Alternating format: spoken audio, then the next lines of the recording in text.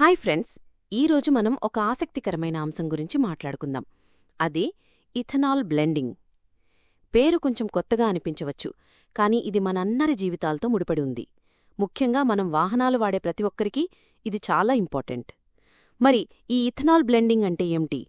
సింపుల్గా చెప్పాలంటే మనం మన వాహనాల్లో వాడే పెట్రోల్లో కొంత ఇథనాల్ అనే పదార్థాన్ని కలపడం. ఇథనాల్ అనేది ఒక రకమైన ఆల్కహాల్. దీన్ని మొక్కల నుంచి, ముఖ్యంగా చెరకు నుంచి తయారుచేస్తారు. మన పెట్రోల్ బంకుల్లో మీరు ఈ బ్లెండెడ్ పెట్రోల్ని చూసే ఉంటారు. దాని బోర్డు మీద E10, E20 అని రాసుంటుంది. E10 అంటే పెట్రోల్లో 10% ఇథనాల్ కలిపారని అర్థం. అలాగే E20 అంటే 20% ఇథనాల్ కలిపారని అర్థం. మరి పెట్రోల్లో ఇథనాల్ కలపడం వల్ల మనకు ఏమి లాభం? అసలు ఎందుకిలా చేస్తున్నారు? దీని వెనుక చాలా ముఖ్యమైన కారణాలున్నాయి. మొదటిది, దిగుమతులు తగ్గించడం. మన దేశానికి కావలసిన పెట్రోల్లో చాలా వరకు మనం వేరే దేశాల నుంచి కొనుక్కోవాలి. దీనివల్ల మన డబ్బు చాలా బయటికి వెళ్ళిపోతుంది. ఇథనాల్ను మన దేశంలోనే చెరకులాంటి పంటల నుంచి తయారుచేయవచ్చు. కాబట్టి పెట్రోల్లో ఇథనాల్ కలిపితే మనం కొనాల్సిన పెట్రోల్ పరిమాణం తగ్గుతుంది. ఇది మన డబ్బును ఆదా చేస్తుంది. రెండవది, పర్యావరణానికి మంచిది. ఇథనాల్ మండటం వల్ల పెట్రోల్తో పోలిస్తే తక్కువ కాలుష్యం వస్తుంది. ముఖ్యంగా కార్బన్ మోనాక్సైడ్ లాంటి ప్రమాదకరమైన వాయువులు తక్కువగా విడుదలవుతాయి. కాబట్టి ఇథనాల్ బ్లెండింగ్ అనేది పర్యావరణానికి కూడా మంచిది. మూడవది, రైతులకు ఆదాయం. ఇథనాల్ తయారీకి చెరకు మరియు ఇతర పంటలు అవసరం. దీనివల్ల ఆ పంటలు పండించే రైతులకు మంచి ఆదాయం లభిస్తుంది.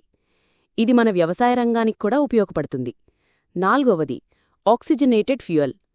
ఇథనాల్ కలిసిన పెట్రోల్ ఇంజిన్ లోపల మంచిగా మండుతుంది. దీనివల్ల ఇంజిన్ పనితీరు కూడా మెరుగుపడుతుందని కొన్ని అధ్యయనాలు చెబుతున్నాయి. దీనిమీద చాలా కాంట్రవర్సీ అయితే ఉంది. మరి ఇథనాల్ బ్లెండింగ్లో ఏవైనా సమస్యలున్నాయా? ఖచ్చితంగా ప్రతి దానిలోనూ కొన్ని సమస్యలుంటాయి. ఇథనాల్ బ్లెండింగ్లో కూడా కొన్ని సవాళ్లున్నాయి. 1. ఇంజిన్ అనుకూలత. అన్ని వాహన ఇంజిన్లు ఎక్కువ శాతం ఇథనాల్ను తట్టుకోలేవు.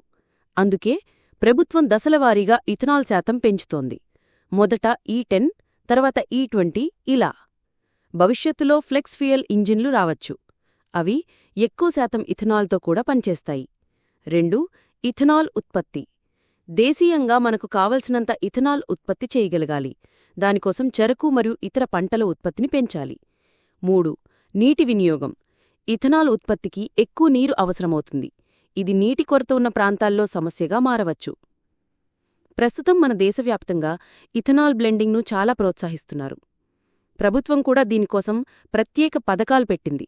2025 నాటికి పెట్రోల్లో 20% ఇథనాల్ కలపాలని లక్ష్యంగా పెట్టుకున్నారు.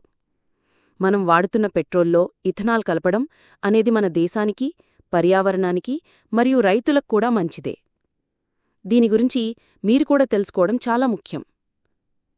మరోసారి ఒక కొత్త మరియు ఉపయోగకరమైన టాపిక్తో మీ ముందుంటాను. అంతవరకు సెలవు.